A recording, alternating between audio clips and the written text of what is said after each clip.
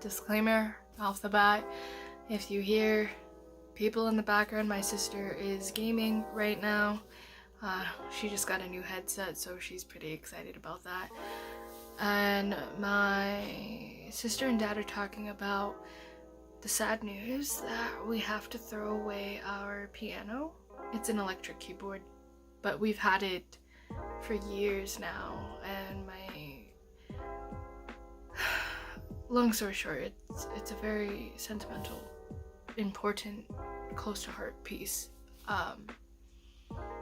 to my sister especially, and she asked me to help me, go throw it away. So that's what we're gonna be doing after this. Anyway, I just hopped out of the shower. My hair is a wet hot mess, and I am wearing my glasses, I think for the first time in this series. I usually try not to wear it because of the glare. Anywho,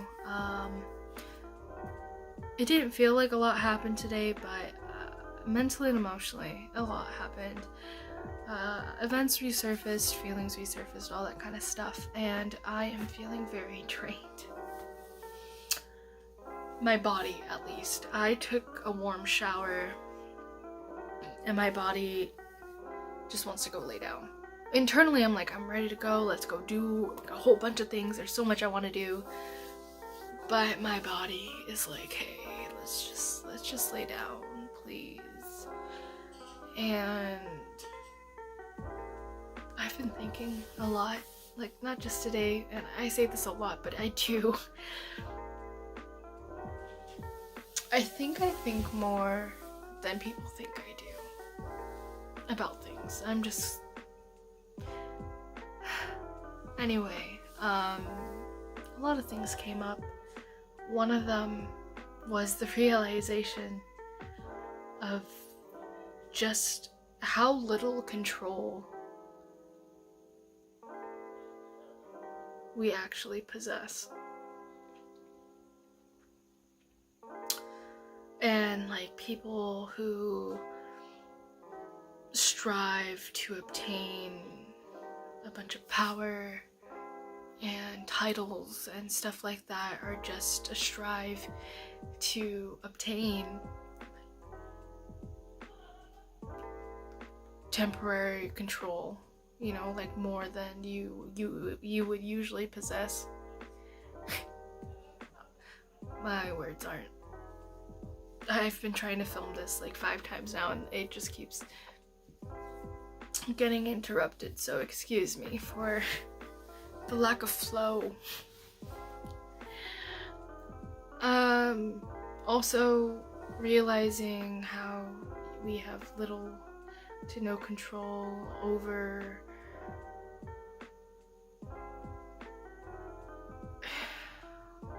so much, like as much as you can try to have someone not experience, say, something negative, they could still very much experience something negative. I worded this so much better in the other recording, but we can also, try our best to make someone not experience and obtain trauma. But I think the best that we can do is only reduce the likelihood of that happening. Because in the other video I was going to say we could also reduce the intensity and the hugeness of the trauma, but like just because it's small and not intense to us doesn't mean that it's not intense and big. Like if it's intense and big to them, then it's intense and big because it's their emotions, it's their experiences, it's their trauma. My point is as even at our best, trying our best, we can't control things like that, unfortunately. It's the same with experiences. We can't control how someone experiences something. We can influence it, but we can't control how they receive it, internalize it, and just overall how they process it. And another thing that popped up too, which I already knew, is just the fact that sometimes, as much as you want to be someone's person, as much as you want to be someone's support, be the person to be that person to like push them and, I don't know, like be a catalyst for their growth and cause like pivotal moments in their life. You want to be their go-to person. You want to be their like ride or die. Sometimes you're just not meant to have that role in their life, and that hurts, especially if it's someone you hold so dear to yourself. It's been an ongoing thing that's very hard to accept for me, and it's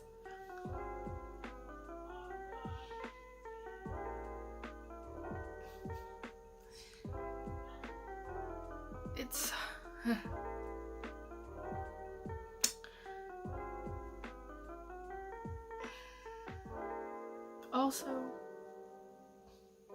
on another note too, as much as you can be vulnerable, like that you open up and you're vulnerable about a certain experience, your trauma with someone, that doesn't mean that they would acknowledge it or accept it. And it's just this thing I've been thinking in my head of like me telling someone about that and then them saying I acknowledge it but I don't agree.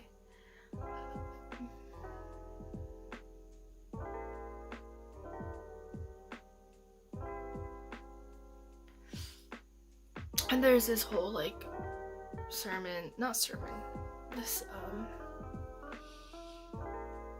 lecture that I watched. I think it was a professor, I don't remember what class it was, but it was a beach ball, and you know, the multicolored ones where it has the colored wedges. And he would face it to the camera and he's like, okay, tell me what color this beach ball is. And you know, from our perspective, it was pink, white, and green. But towards him, and he showed it, it's blue, white, and yellow. And both of them weren't wrong, but they all weren't entirely right either. And yes, it's the whole thing about different perspectives, but also experiences. Like the way that I received that information about that beach ball, how I experienced it, was different. We were experiencing the same beach ball, but we were experiencing it differently. And that doesn't, like, neither of our experiences are invalid.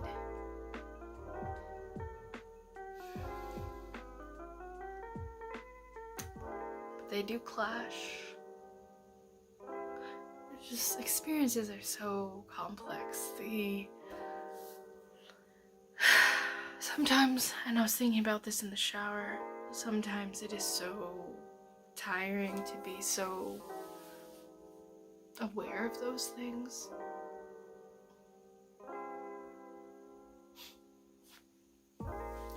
I feel like I've been avoiding eye contact with the camera this whole time because it's a hard thing to think about and swallow. And also the light is really bright, and when I look in the camera, it's like I'm staring at the light.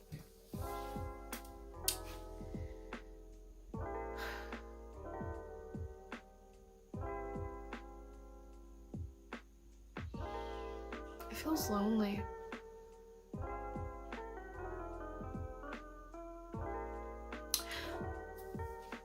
And that's not saying that I don't have a support system. I do. I have amazing people that I can rely on. That's not the case. It's not that it's just it.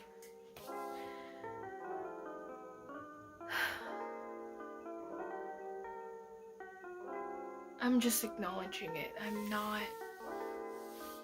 necessarily sad. I don't know. One thing I am gonna do is look at a feeling wheel. If you don't know what that is yet, I highly recommend that you look it up because it is an amazing tool to help you label your emotions, to really help give you a guide as to what you're feeling and trying to understand what's going on. I'm going to be doing this for right now, like what I experienced earlier on today and like just in general, because I kind of feel a cloud, like a murky fog, and I really want to define that. Like, what is it? So I can at least know, you know? Not sure if I'll show on screen. I already had it pulled up, but looks like this. Let me see if I can lower it maybe a little bit. Has like core feelings over here, and then it wedges out to more words, descriptors, adjectives, whatever that's called. That's pretty. And I'm gonna try to look at this and see how I feel.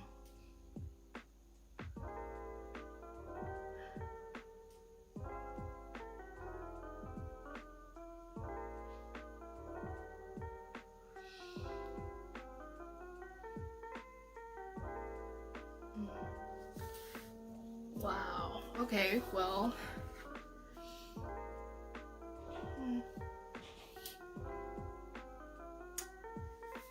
Well, so far, the words that are standing out to me and I'm resonating with are all in surprisingly, because I don't feel angry, but it's in the anger category, disgusted category, and sad category, the wedge.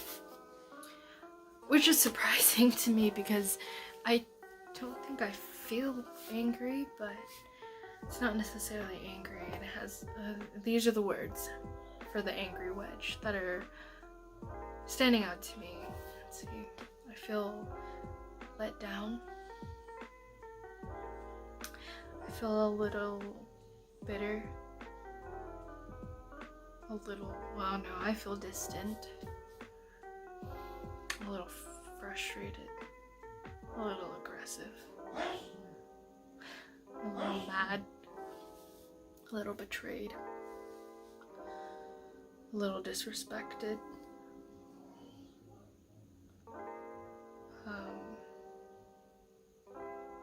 withdrawn a little bit, a little numb. Can you believe that numb is under anger? That is wild. For disgusted, I feel a little disappointed, a little repelled.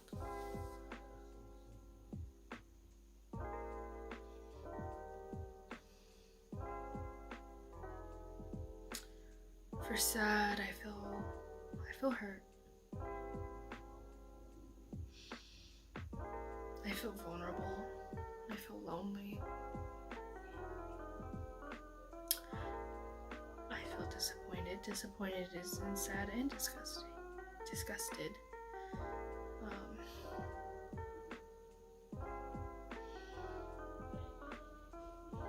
I feel a little bit isolated.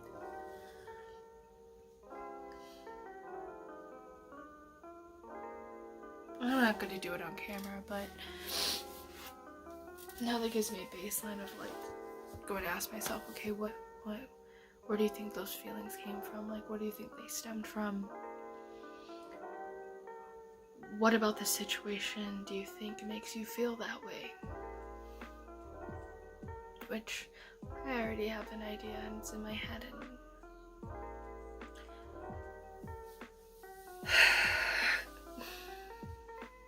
all in all,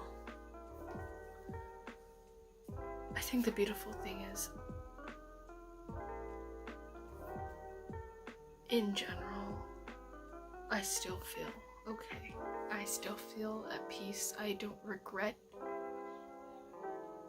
I'm not like regretful I'm not embarrassed or ashamed of my feelings. They're just part of the process. They need to be filtered out, just like anything, just like thoughts, you know? So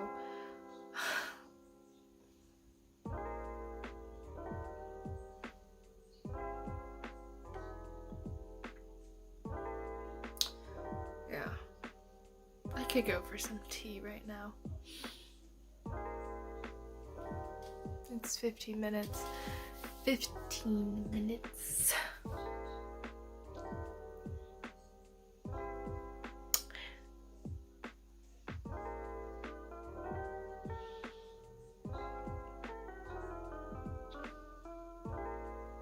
The biggest thing is let down and a little betrayed, and I won't talk about this too much.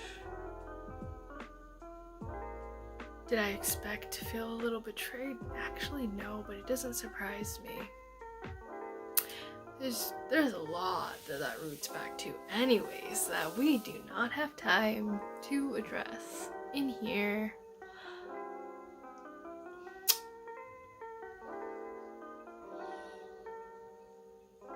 I feel like this is going on and on and on and on and on.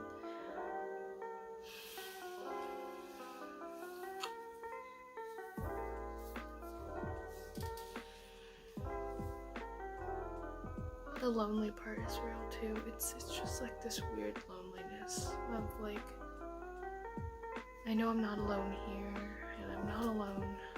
I know that here, but that doesn't stop that feeling from passing through every now and then, and that's what they are. They're feelings. They're emotions. They're gonna be here, but they're not gonna stay here forever. It's a temporary experience. And I'm just gonna let them pass. I'm not gonna try to fight it, but I'm not gonna feed into it either. It's gonna, yeah. Oh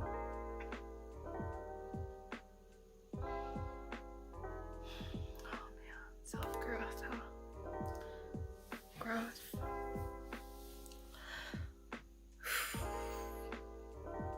Sometimes yourself is the biggest obstacle that you need to get over, right? What you thought was the big thing was really just like the climax, but it wasn't necessarily the biggest thing. Like the climax could be like you finally confronting, but the big thing that you do need to address, that's gonna be a more constant battle, a harder battle, because that's like one and done, right? But it's the aftermath that's hard to maintain peace. It's you reminding yourself over and over that you shouldn't feel guilty, that you shouldn't feel ashamed for feeling what you're feeling. You shouldn't invalidate your experiences because someone doesn't agree with what you're feeling.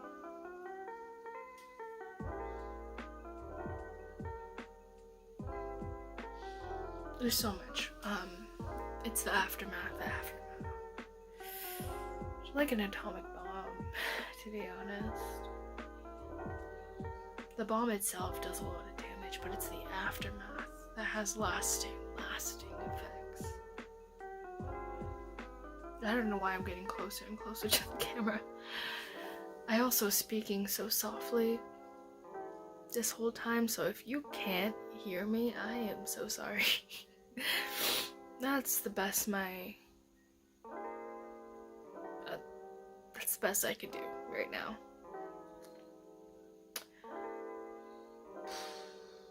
I'm gonna end it here. It's another 20-minute one. I have a habit of like putting my hands like this and leaning forward, so I always look like hunched over. I don't know if that's some sort of like coping mechanism of me trying to like fold into myself into like a ball while sitting. Eek. Enough about that though. I Have an amazing, beautiful, wonderful day, night, wherever you're at. I love you.